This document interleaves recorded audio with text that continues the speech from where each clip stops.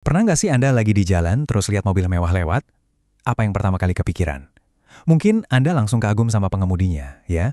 Tapi hari ini kita akan bongkar sebuah paradoks yang mungkin bakal mengubah cara Anda melihat kekayaan. Selamanya. Nah, ini dia ide utamanya. Dan jujur aja, ini mungkin agak nyelikit. Tidak ada yang terkesan dengan harta Anda sebanyak diri Anda sendiri. Kedengarannya aneh kan? Tapi di balik kalimat sederhana ini, ada kebenaran psikologis yang kuat banget tentang cara kita memandang kesuksesan. Dan disinilah letak masalahnya. Otak kita itu nggak otomatis mikir, wah hebat banget ya pengemudinya. Justru sebaliknya, kita malah menjadikan mobil itu kayak cermin. Kita membayangkan diri kita sendiri di kursi pengemudi itu dan mikirin betapa kerennya kita nanti kalau punya mobil itu. Oke, jadi kenapa sih kita mikir kalau punya mobil mewah itu bakal bikin kita dikagumi? Yuk kita bedah fenomena ini. Sebut saja fantasi Ferrari. Ini adalah fantasi yang umum banget.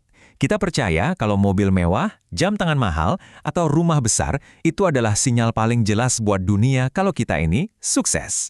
Semakin mahal barangnya, kita pikir semakin kenceng sinyalnya. Nah, yang menarik, pencerahan ini justru datang dari sumber yang nggak disangka-sangka. Penulis buku ini dulunya kerja sebagai valet parkir di Los Angeles. Artinya, dia ada di barisan paling depan, melihat semua simbol kesuksesan ini seliweran setiap hari. Dan dari situlah dia menemukan sebuah kebenaran yang mengejutkan. Pengalamannya sebagai valet itu ternyata membawanya ke sebuah pencerahan. Yuk kita lihat apa sih yang sebenarnya terjadi di kepala kita waktu ngelihat si pria di dalam mobil ini. Awalnya nih dia mikirnya ya sama kayak kita semua lah. Dia lihat mobil-mobil super keren itu dan berasumsi, wah pengemudinya pasti ngerasa kayak raja jalanan nih. Semua mata pasti ngeliatin dia. Tapi disinilah fantasinya mulai goyah. Dia sadar akan sesuatu yang sangat penting. Fokus perhatiannya itu ternyata bukan ke orang yang ada di dalam mobil, tapi ya ke mobilnya itu sendiri. Pengemudinya hampir nggak kelihatan. Dan boom, disinilah pencerahannya datang. Dia sama sekali nggak mengagumi si pengemudi. Dia cuma pakai mobil itu sebagai proyeksi buat fantasinya sendiri. Dia membayangkan dirinya yang ada di kursi kemudi. Inilah paradoksnya. Saat Anda beli sesuatu yang mahal untuk membuat orang lain terkesan, mereka justru nggak mikirin Anda. Mereka cuma mikirin diri mereka sendiri. Jadi pelajaran pentingnya apa? Gini, keinginan kita yang sesungguhnya itu kan rasa hormat dan kekaguman. Tapi menggunakan harta benda untuk mendapatkannya itu adalah cara yang sangat-sangat tidak efisien.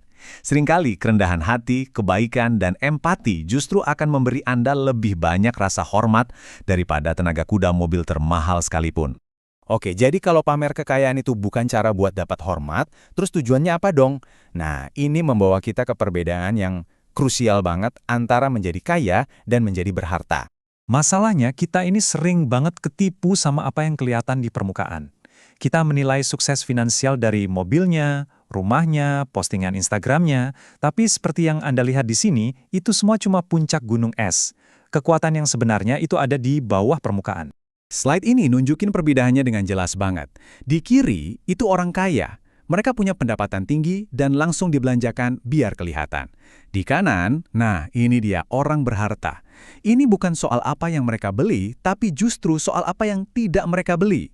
Harta adalah aset yang tidak terlihat, yang diam-diam bekerja untuk mereka. Analogi ini, wah keren banget sih. Menjadi kaya itu kayak abis olahraga berat. Anda ngerasa udah kerja keras, jadi pantas dong dapat hadiah makan besar. Tapi menjadi berharta itu justru seperti melewatkan makan besar itu. Tujuannya adalah mempertahankan defisit kalori. Ini semua tentang menahan diri untuk menciptakan surplus yang bisa bertumbuh seiring waktu.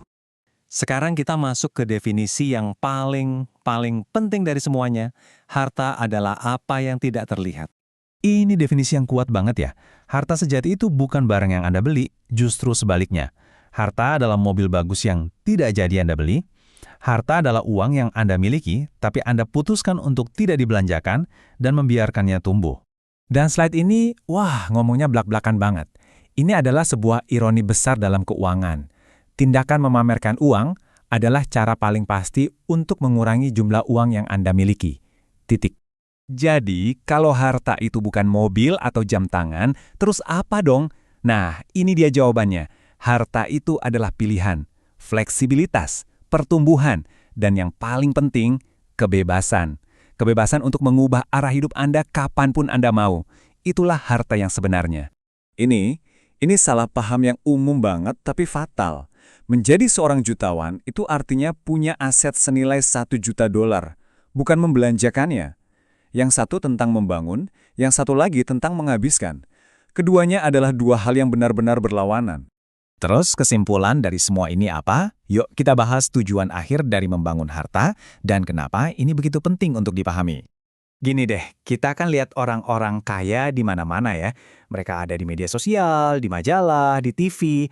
Karena gaya hidup mereka sangat terlihat, gampang banget buat kita untuk mencoba meniru apa yang kita lihat itu. Nah, disinilah letak tantangannya. Kita, sebagai manusia, itu kan pada dasarnya belajar dengan cara meniru. Tapi, gimana caranya kita niru sesuatu yang nggak kelihatan? Karena harta sejati itu tersembunyi di dalam rekening investasi, dana pensiun, atau portofolio bisnis. Jadi susah banget buat menemukan panutan berharta untuk kita tiru. Pada akhirnya, tujuannya itu bukan buat bikin orang lain kagum atau pamer. Sama sekali bukan. Tujuan sebenarnya adalah untuk membeli sesuatu yang nggak ternilai harganya. Kebebasan dan kendali atas waktu Anda. Itulah kekuatan sejati dari harta. Jadi, saya mau ninggalin Anda dengan satu pertanyaan ini. Di dunia yang isinya pamer kekayaan melulu, gimana caranya kita bisa tetap fokus membangun harta yang justru tak terlihat? Ini tantangan buat kita semua. Terima kasih sudah menyimak.